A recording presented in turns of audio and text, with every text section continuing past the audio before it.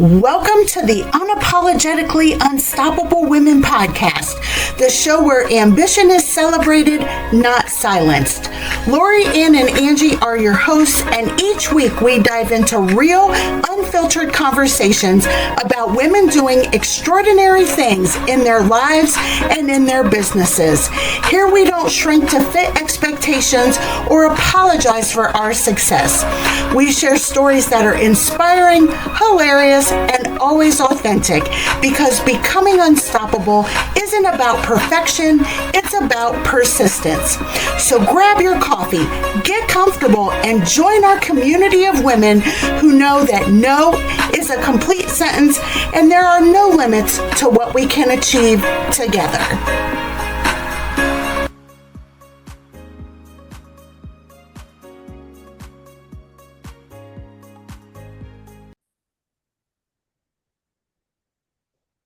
Hello, and welcome to another episode of the Unapologetically Unstoppable Women podcast.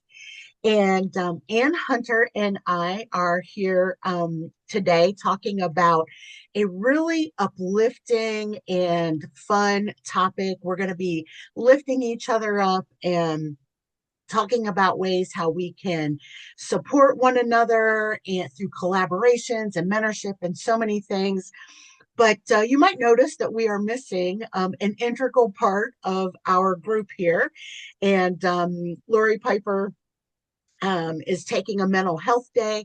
And I'm going to lift her up for that, because we all need to do that. We all need to support one another when someone that we're collaborating with just says, look, I need a day. Yes, you do it, because they need that, and we need to support them in that, and just do whatever we need to do to make sure that they feel supported in that, because we all need mental health days. We all experience times where it's just like, look, I ain't showing up today. I'm just not feeling it for whatever reason. And that's to be celebrated. So anyhow, welcome to another great episode. Ann, it's always good to see you, my friend. Hello, hello. Hey, everybody. Yeah, I'm excited at this topic. I feel like some of the ones we've done delve more dealing with negativity. And so this one's will be positive and uplifting. So I'm really excited about that. And um, last week, just part of the lifting up thing. So we didn't tape last week because Angie was presenting at a thing. And so we lifted her up and joined her so that we could listen to her 10-minute spiel, and it was awesome and amazing. She does such a really good job. And if you guys have any questions about business planning, she's got a really, really cool system set up for that. So we started by lifting each other up and didn't even know And it. yes, well, thank you, and Lori, for coming and being. I felt the love, I felt the support, and it was nice to see friendly faces in the crowd. And so I definitely appreciated that. And wouldn't it be cool if women did more of that instead of tear each other down? I almost feel like they need the permission to. I don't know where the rule was set along the way that said women must compete, but like this is the your permit, don't compete. So I will tell you, I've got so I'm a John Maxwell certified speaker, trainer, coach here in the Columbia, South Carolina market. And there's another girl, same training I have, that's doing her live to lead next month. So, John Maxwell, their license comes out in October. There will be public live to leads all over. I am on her committee. So I'm not doing it. She does the exact same thing I do, but I'm on her committee to support her and learn. And it's fun. Like just lifting her up. I don't have to be responsible for very much, but I get to learn and grow with her and see how she does things. And so I love collaboration. Oh, collaboration over competition always. I That is so beautiful. And I know clear back in 2013 when I started my business, I had this idea for an event. It was a live and in-person event that was held locally here in Northeast Ohio. And I called it The Power of Her. And I had this great mission. And so what I did was I went to 10 women who I trusted, who I knew had different strengths than I had, because the team didn't need another one of me. They needed where I wasn't, where I was weak. I knew I could surround myself with women who were strong in all of those areas. And then I could support them in areas where maybe they weren't the strongest. And it was just this beautiful team. And and it worked out so beautifully because there was no competition. It was all collaboration. And this event was rocking until COVID. We tried to bring it It back ruined after everything. it did. And we tried to bring it back after COVID, and just wasn't, we lost so much momentum, wasn't able to just bring it back. So it had its season. But I will tell you, to this day, women still talk about The Power of Her, because part of the mission was women lifting each other up, celebrating. Don't be jealous because another woman got an award or a promotion, or maybe you were interviewing for the same job. Celebrate them, and say, you know what? At the end of the day, they hired the right person. And that shows so much emotional intelligence. And who wants to live with that? Oh, I'm going to tear her down. I'm going to slander her name. Who wants to live in that space?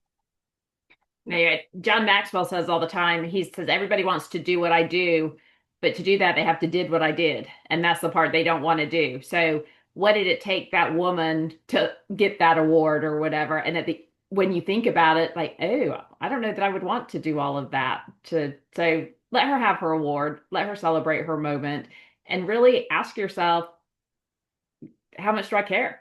Would I want to do that? Would I want to go through whatever she had to go through to get to where she got? So, no, totally agree. I am doing next week I'm leading a group of about 65 people on conflict resolution, but I wanted to do it.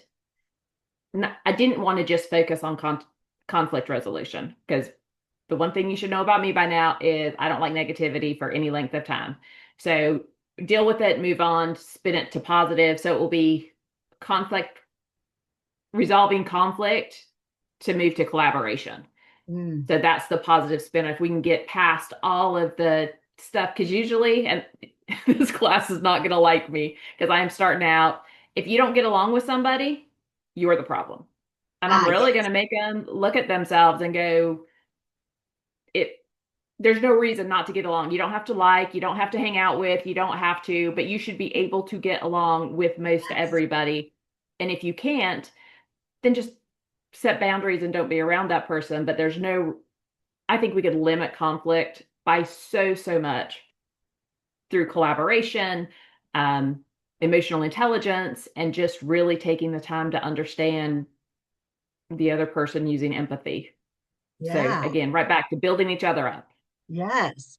And every single team that I have ever been on, clear back as far as I can ever possibly remember, if I was the leader, I always said, look, there are going to be times when things aren't running smooth for whatever reason. I mean, and it could have been conflict, it could have been a budget cut, or whatever. It could have just been a whole myriad of things. And I'm like, but at the end of the day, can we at least all agree that we are focused on this mission, or we are focused on accomplishing this goal? Because that's something that's common ground that we all have. Now, we all might have different thoughts and ideas and approaches to get to that goal. Those are conversations. They're not conflicts, they're conversations. It's like, okay, let me hear your ideas, let me hear your thoughts, because someone coming in from a different lens is often of value, and they can just add so much. And it's like, I didn't think about it like that. But that adds value, that adds robustness to whatever it is that you're doing. And but if you stay focused on the mission or the goal, or whatever it is you're trying to accomplish, um that is another great way to, like, okay, look, we might not be getting along right now, but we're still our eyes on that prize, and we're going to keep going forward. Well, and at the end of the day, our job is to figure stuff out. Why, ask the whys. Why don't I get along? Why am I letting this person trigger me? What? But it all comes back to you as the individual. So I've said maybe on here before, you are 100% responsible for 50% of every conversation. So control your side about 100% of the time, and whether you're resolving conflict, lifting somebody up, encouraging somebody, you are 100% in control of how you behave, the words you use, and the impact you have on other people. Yes, I love that. And but so many times, and I don't know what your experience has been with this, Anne, but so many times, it's like people want to point the finger at you, but then they forget, it's that old adage, but then there's three fingers pointing back at you. Even though I'm pointing the finger at you, there's three pointing back at me. And it's like, well, I guess I do have some responsibility in this. And I know why people are so afraid to just accept responsibility. Like that is one of my major, major platforms is integrity. Like figure out what your part is. If you have to apologize, apologize. If you have to do something different, do it different. We make it be about right and wrong. That, well, if they're right, I must be wrong. No, it just means maybe you're less right. I mean, we we add these meanings to words that then they have this huge impact, and we can't figure out why we want to compete with one another, why we can't get along, why, all the things. And it's because it's like change the meaning of the word, change how you behave. There's so much you can do. So my experience has definitely been when somebody is pointing the finger at me to just kind of walk away. Yeah. Go, hey, you figure that out, and when you do, you get back to me, and let's see which way that finger's pointed later on. Yes, yes, yes. And well, and obviously Anne knows, and the audience probably knows by now that I talk about my dad a lot, but another lesson that my dad taught me early day for, I mean, as long as I can ever possibly remember as a little kid. He would tuck us in at night, me and my brothers, and then we would say prayers together. And part of what my dad encouraged us to really evaluate is go through your day, just evaluate your day. And were your words hurtful to anyone?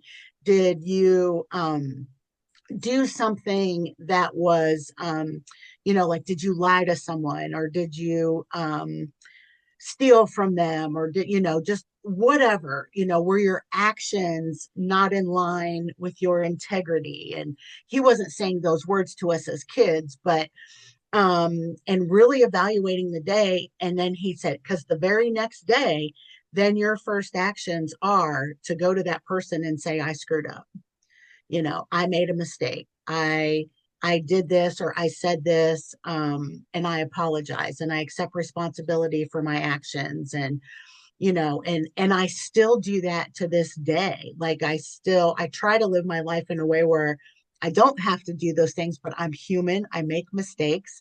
um and sometimes I think I can do things that I really can't do. And I have to go back and say, I thought I could help with that, but yeah, that's especially when it comes to technology. That's not my strength, that's not my strong suit. I'll give it my old college try, but I ain't guaranteeing anything. But I have accepted, like, okay, let me see if I can help you with that, when I had no business doing that. So, and then I've had to go and say, look, I'm so sorry, but I screwed up.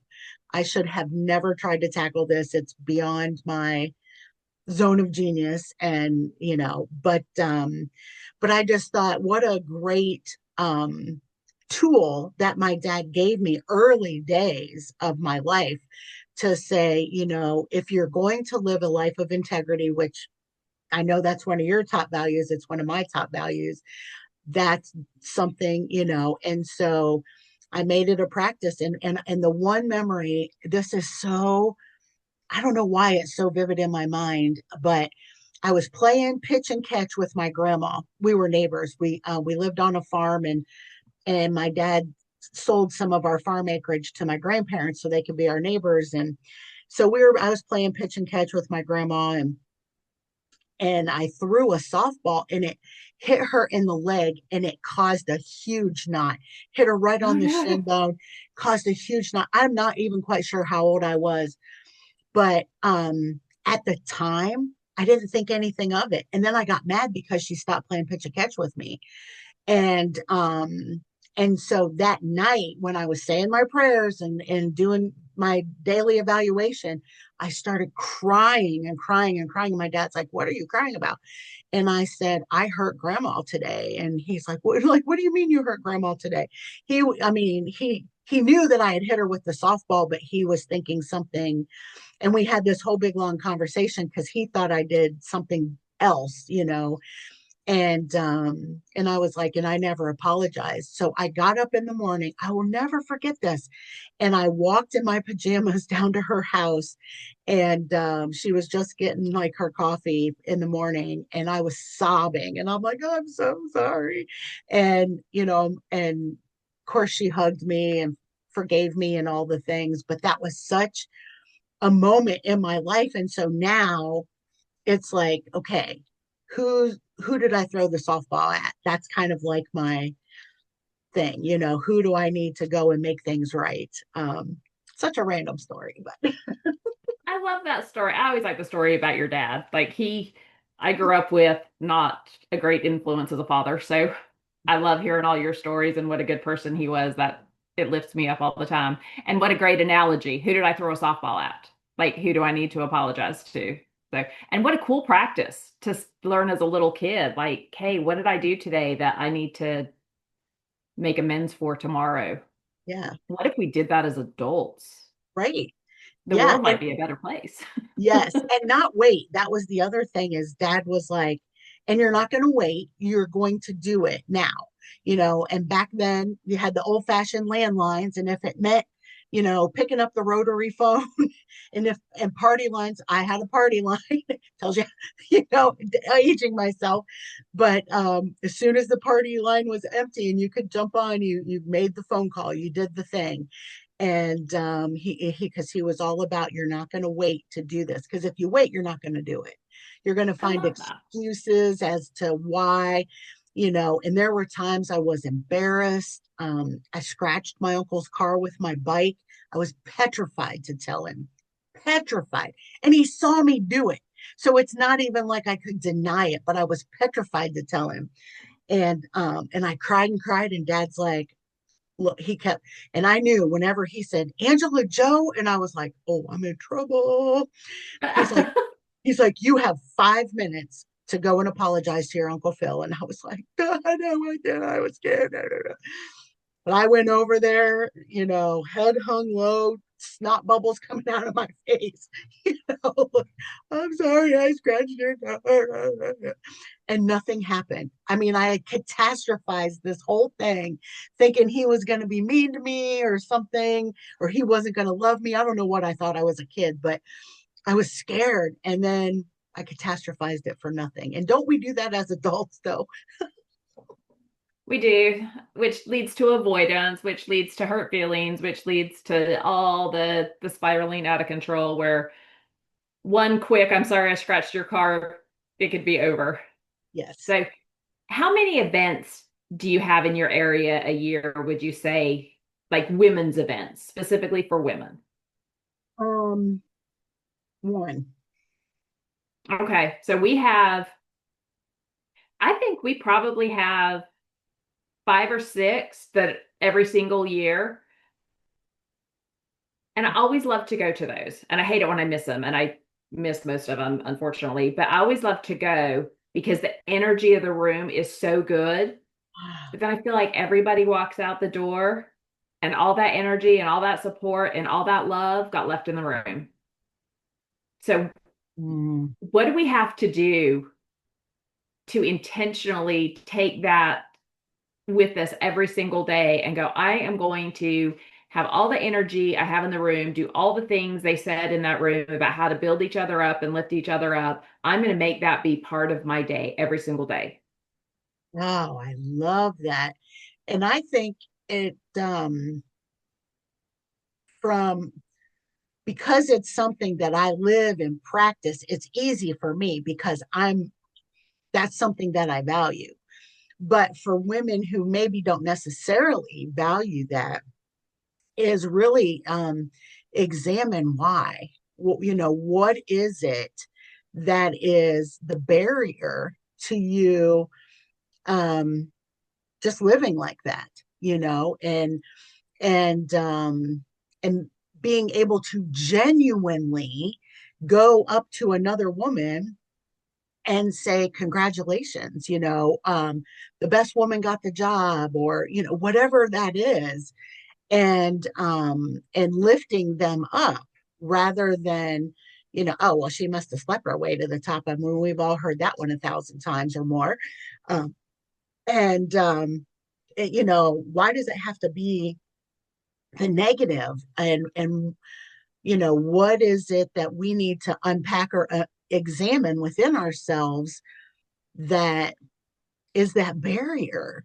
And I don't know if it's if it's a self-confidence thing, if it's a self-esteem thing, if it's we all have an inner mean girl that lives in our head, if it's the inner mean girl that um is awarded the opportunity to take control, or I'm not sure. I really don't know.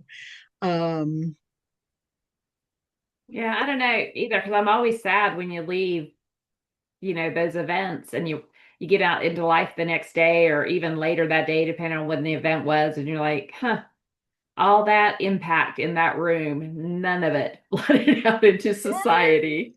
yes, What I if we know. lived that community all of the time? How uplifted would women be, and how much competition would go down? How would confidence rise among women?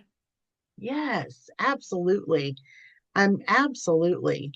um yes, it's yeah, I don't know. It's something like when we were doing the Power of Her, we would bring in inspirational speakers literally from all over the world, and we would get into some pretty deep conversations about things. And I was real big on immediately implementable actions, and we would emphasize like community engagement and community involvement and giving back, in a way that whether it's through volunteering or donating or providing resources, or whatever that is, whatever is comfortable. But um and there would be um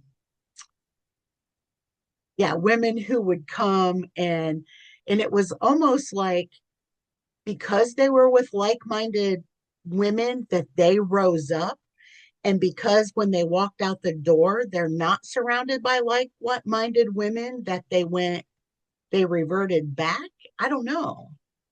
Yeah, I don't know either, but I would sure love to figure out that secret sauce and be able to spread Yes, it throughout the community for sure.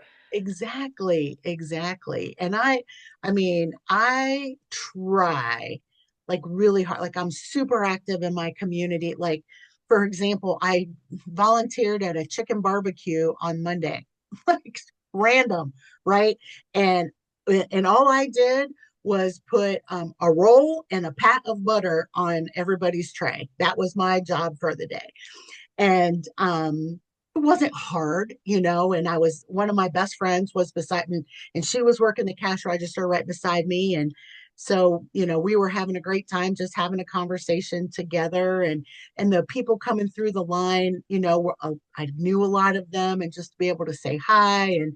And I mean, I got so many comments like, you're everywhere. And I'm like, is that a bad, well, maybe they think it's a bad thing, I don't know. But I'm also trying to be a role model, and say, and it just, you don't have to do it. It was for 6 hours, and so many times people think it's like, well, when they get involved in their community, it's got to be this year-long process and doing the things and the things. And yes, I have those projects too, but it doesn't have to be anything that's big and monumental. Go spend 4 hours playing with puppies at your local dog shelter. I mean, there's just so many things that we can do. And perhaps if people found ways to lift themselves up, they would lift up others. I Yeah, I don't know. I I don't know know. that in my friends group, in a lot of cases, I'm the inviter. Ah, And I get my feelings hurt because I don't always get invited. And I'm ah, like, why does it work that way? And I think I had to really spend some time thinking about it. So I'm like, I don't like this. And it's given me not nice thoughts about some of the people that I otherwise like. And I just had to realize it has nothing to do with me. They just don't think about it. Like mm, I'm very, very inclusive, I believe in collaboration. I try and collaborate. I get energy. The more people involved in something, like the more energy I get, and I want that energy. So I'm super intentional about involving other people or, hey, calling a friend, going, I'm going to go do this, come with me. Because one, it's going to be more fun. I yes. like myself, but I don't like myself enough to be by myself all the time. Um, so I'll call somebody and just am real intentional. And then I see my friends and they did some. I'm like, why didn't you invite me? They're like, oh, we didn't even think about it. I'm like, okay, thanks. Yeah, I'll talk to right. you later. Yeah, exactly. But I think it's knowing your role. If you're an inviter, Mm, keep inviting. If you're, because a lot of times if I call my friends, I'm like, hey, let's go do this. They're like, yep, I know the ones that are going to come. They're yeah, always, they're like, hey, I have this really bad idea. Who's in? And you know which friends are going to raise their hands. And they don't care what it is. They're just going to go do it with you.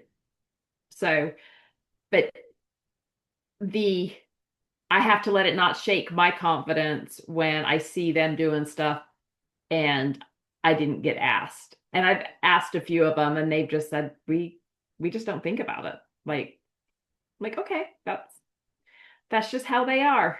So mm, I think confidence is huge in not only what it takes to collaborate, but being okay when you're not the one they're collaborating with too.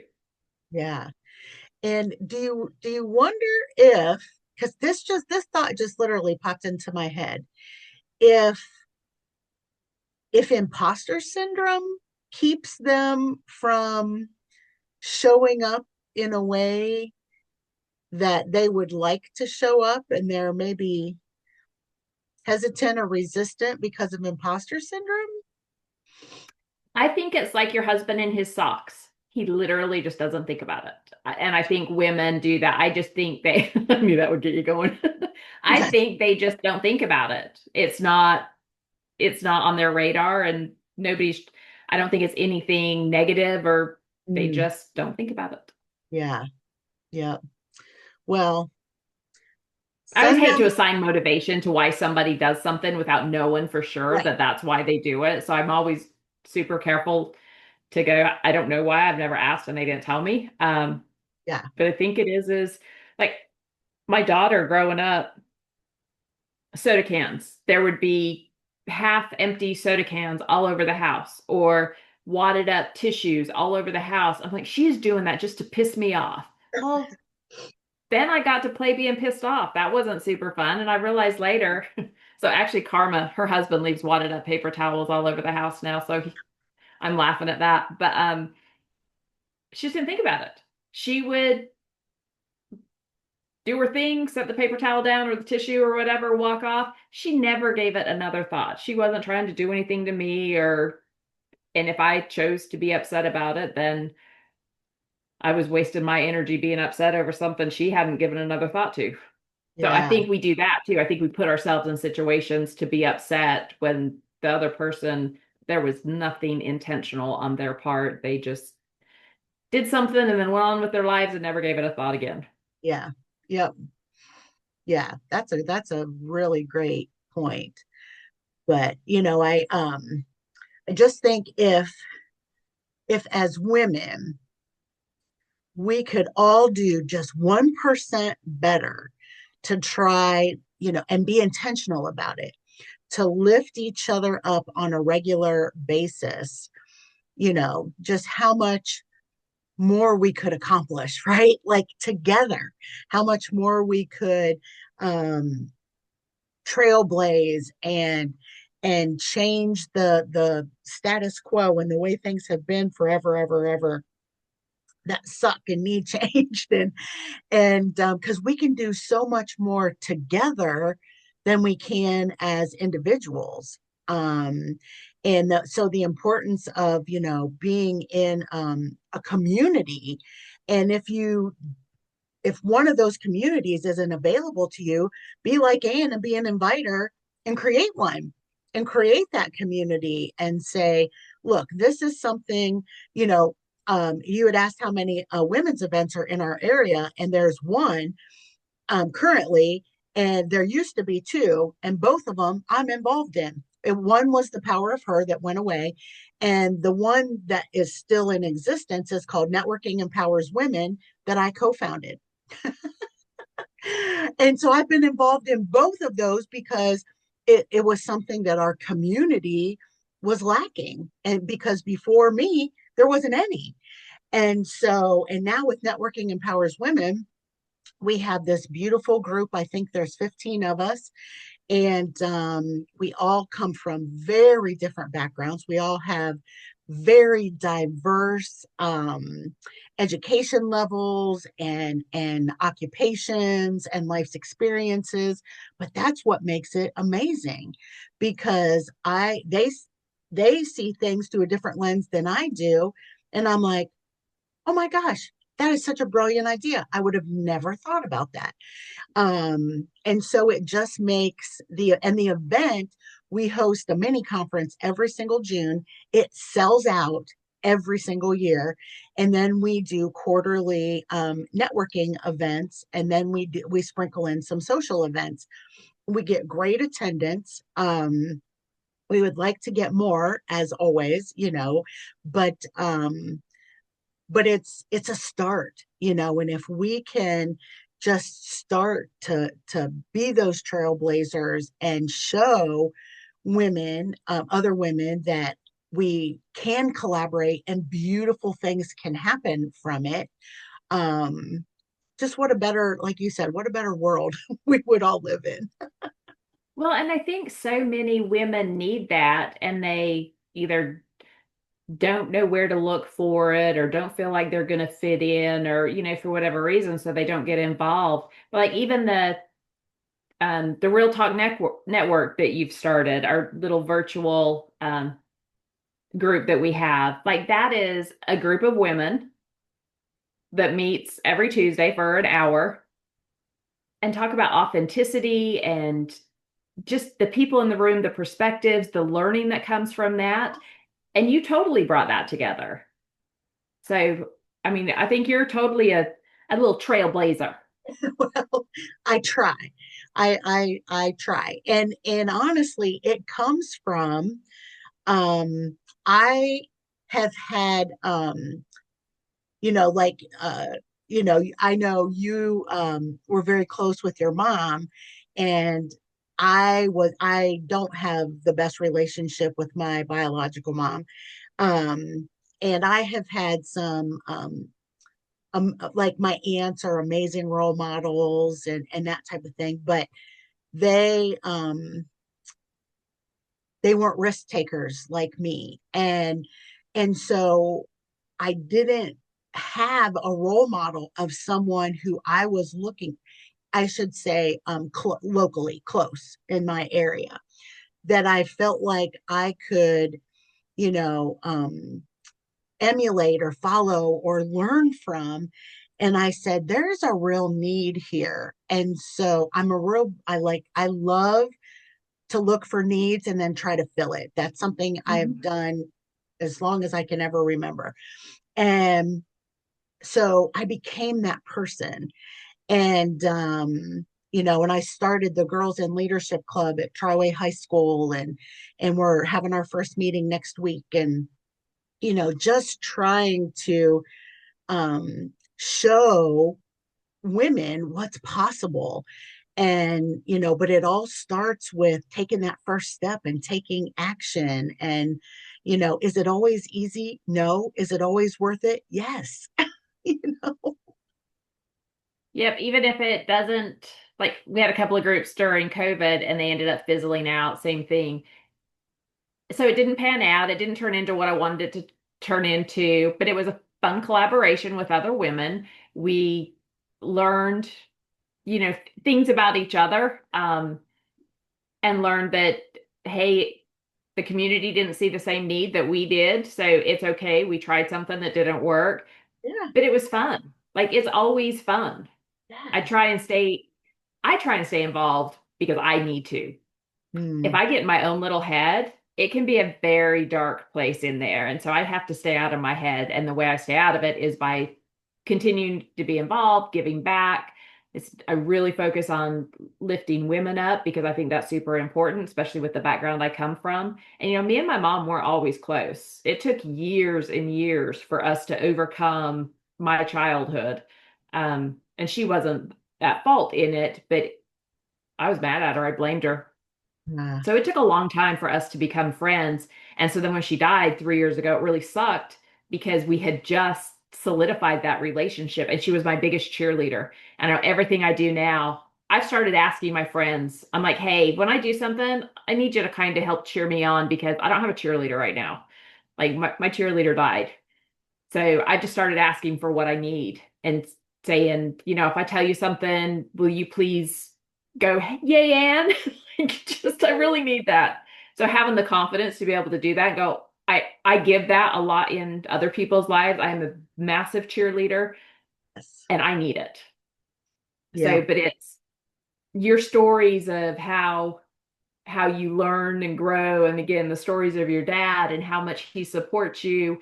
Like people need to realize what they need and ask for it. And if it's, hey, I want to go to this event but I don't want to go by myself because I'll feel awkward in the room, call somebody and take them with you. Even I've called friends and they're like, and we can't afford to go. I'm like, I will buy your ticket Hmm. because it is more important to me that you come with me than like the money's not important. So I will Yeah. buy their tickets and force them to go with me because I want to go and I want a companion to go with.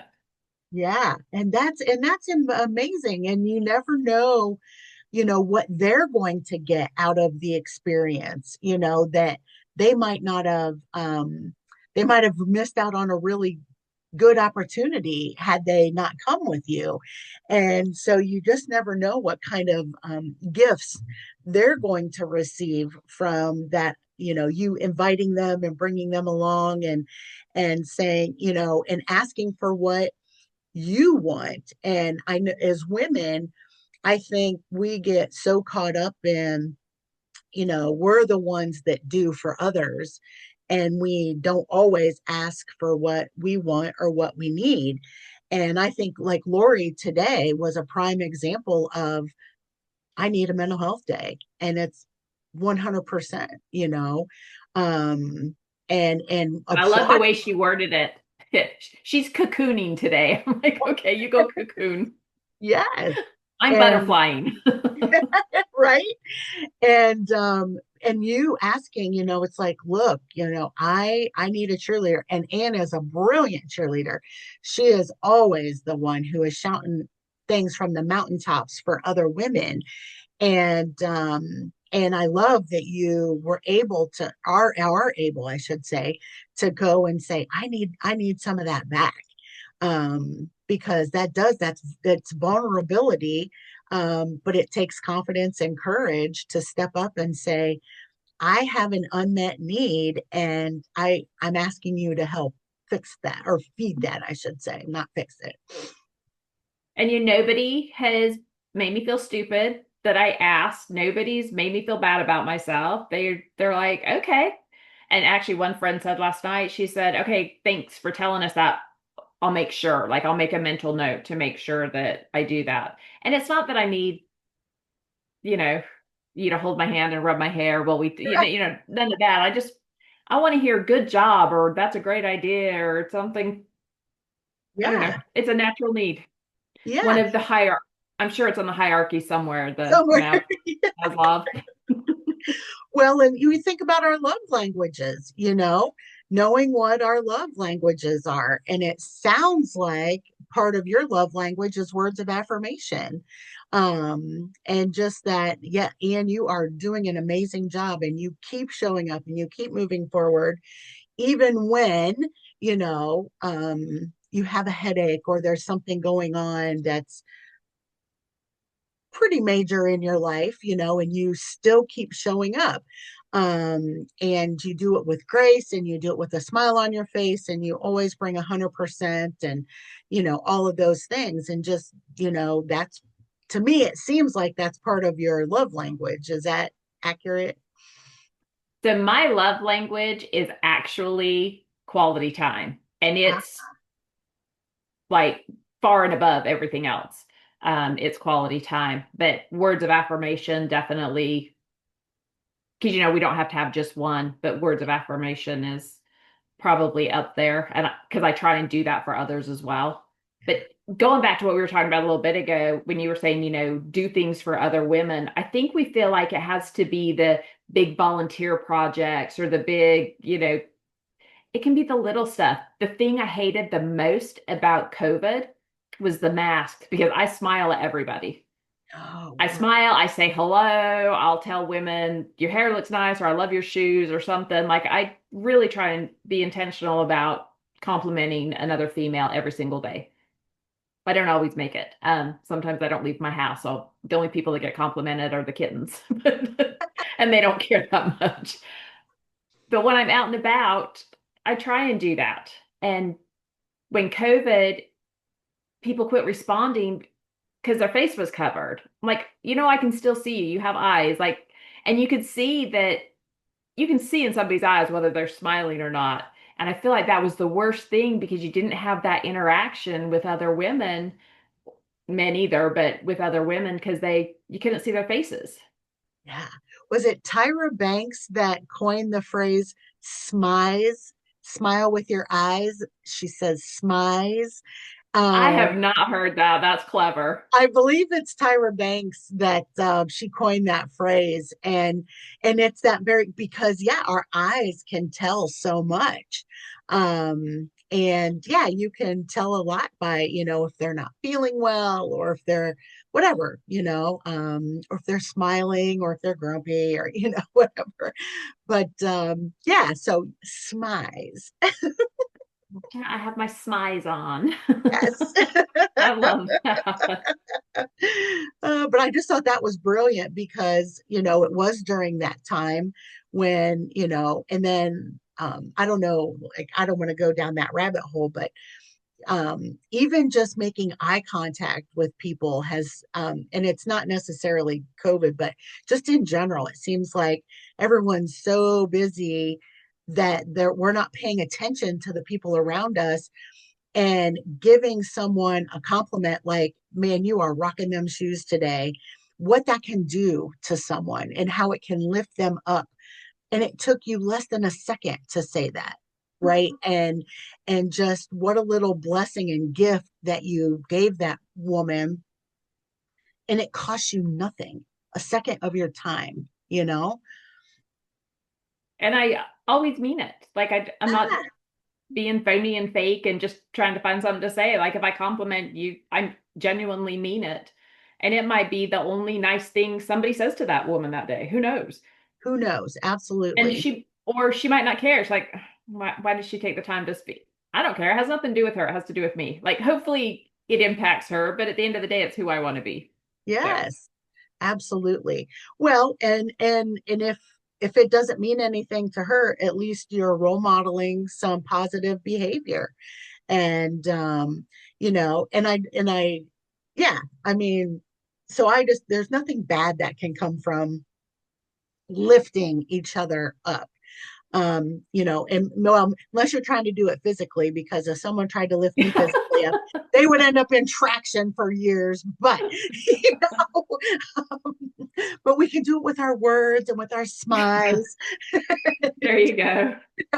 So what is your favorite story of either how you mentored somebody or somebody took the time to mentor you and it really made a difference either to them or to you? Oh, so oh, I have a really, really good one. So I met this young woman, brand new entrepreneur, and she was very early days of her journey, her entrepreneurial journey. And she lives in California, and we struck up a friendship, and she's young. She's like really young, and I'm old enough to be her mom. We still joke about that, but um I sort of took her under my wing because I saw something in her, and I kept saying, Cynthia, I see something in you. I'm like, I haven't quite figured out what it is, but there's something very special inside of you that I like, it's a light that I just can't put my finger on. But I said, girl, you've got it. Like, you're going to be successful. You're going to do amazing. I'm like, I just see something in you. And, could never really name it, but there was just this light inside of her. I don't know how else to explain it. So, fast forward to like a few years ago, I had a client in LA that I went out to see, and it was a nonprofit that I was working with the executive director to help boost her nonprofit. And I thought, so we had a conversation, and I said, you know what? I want to come to this fundraiser. I want to support my client. And then we'll turn it into a vacation so John could come with me and everything. And I had I had promoted this event and everything. And so I'm at the fundraiser, and I look over, and I was like, that woman looks like Cynthia. I'm like, no, it can't be, right? Like, it just it just didn't click immediately. And she got this big smile on her face. I'm like, that's Cynthia. And we're running over there like a maniac. And we just like connected. And I mean, it's one thing to be online, but it's another to be in another, the personal space and everything. And that deepened our relationship so much. And like now, like, we text each other, talk about being a cheerleader, we cheer each other on, we do check-ins. And now, even though I, early days of her business, I took her underneath my wing, it's more now of, I'm under her wing just as much as she's under my wing. And it's beautiful. It's so beautiful. And I'm gonna send her this. I'm gonna make sure she listens to this episode. And she is so kind, and her business is thriving, and she's just out there doing amazing and great things. And so what once was, I will say, a mentor mentee relationship is now very equal. And not it just happened organically. It happened because both of us genuinely care for and respect one another as women, as business owners, as friends. And it's just a really beautiful relationship that developed out of just a networking. So what about you? I knew you were going to ask me that, and I'm like, crap, I asked her a question I don't have an answer to. So I can't think of one off the top of my head. I'm more probably of the collaborations, Mm. less of the mentorship. But like I've got a children's book I've been working on for the past few months, and we're in the final stages of getting all the illustrations done and everything. And I love, love, love my illustrator. She's super, super awesome. But that's been really a fun journey because she's the creative control as far as the illustrations go. I'm like, look, I don't draw. I do a little bit, but not like her. So I'm like, so whatever you think is best, I'm going to leave that entirely to you. And then she gives me the control of the narration, like, hey, word it however you want. I'm not going to go in and mess with your stuff. But together, it's very uplifting and fun. And it came from, just taking a chance, going, hey, I have this idea. Do you think you would be interested? And I don't know how many hours she has into this collaboration, but I bet it's a lot. Her drawings are so amazing. I can't wait for this book to come out. And for everybody to see her artwork because it's so, so good. But then even the collaboration of this podcast. Like, I knew you and Lori. I've never met either one of you in person, but I feel like whenever I do, I'm just going to jump in your arms Yeah. and give you a big hug. So you're gonna have to lift me up literally. Yes. But doing this, just going, hey guys, I have this idea. Do you want to do it? I feel like you're the Thelma to my Louise type thing. I'm like, let's go do this. And you Yeah. both said yes. So my stuff has all been, I've been lifted up a lot this year. And I did at the beginning of the year, I have a goal of like, I'm going to have more collaborations this year. Some have been a one and done, others have continued. But I've done exactly what I said I was going to do, and I've increased my collaborations. And so I get energy from that. I get a lot of feedback from that. I feel uplifted from that. So that's been my cool story, hopefully cool, because I've just Yeah. enjoyed this year. No, it's awesome. And, and just once again, it's a prime example of you like asking for what you need. It's like, hey, what do you think about this crazy idea? And and and finding women who can meet that need and fill your cup and lift you up in a way, and if that's one of the things I think are so important about relationships is really understanding, what as women, what do we need, and I have a friend who um, she just she's so sweet, but she worries, and so if when I was going through all my breast cancer stuff, she was really worried about me. And I'm like, Jan, like, God's got me. I know I'm going to be okay, blah, blah, blah, which for those of you who don't know, I'm cancer free. So there, God is good, answer prayer. But she would send me texts all the time and she would just say, thinking of you, friend.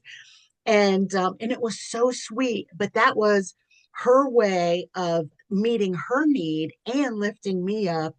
And it deepened our relationship, even though we've been friends since she was 14, I was 15 when we met. And um and and I have to continue to be her friend because she knows way too many stories about me. Let's just say that she's like, I was a good girl until I met you. you know so anyhow, love you, Jan. So, and she was in my wedding, We and all need a friend like that. I mean, truly, yeah. And her husband, who are now, they're married now, but they kindled their love at our wedding reception. And, so just lots of great stories there. But, um, it's when you really know someone, and just, being able to just, it doesn't have to, like sending a text going, thinking of you, friend. It doesn't have to be these monumental gestures. I think so many times we think when we lift each other up, it's got to be like the skywriting. We have to rent the airplane and it doesn't have to be on such a grand gesture. It can just be a smize or a little quick text or like, Anne, you're really good about if you see like a funny meme and it reminds you of somebody, you send it, um, and Anne likes laughing goats. So if you have some amazing laughing goat videos, she would love to get those, just saying. I'm super visual, and so I even in front of me, obviously you can't see, but I've got stuff hanging on the wall of stuff that just makes me feel better. It lifts me up when I'm in here and I look at it every day.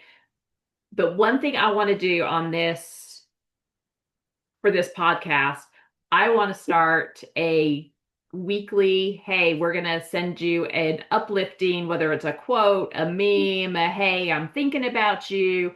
So over the next few days, I am now tasking Angie to work with me to get a something to capture people's email addresses. And if you are interested, we want to make sure that you feel uplifted by the Unapologetically Unstoppable Women's Podcast.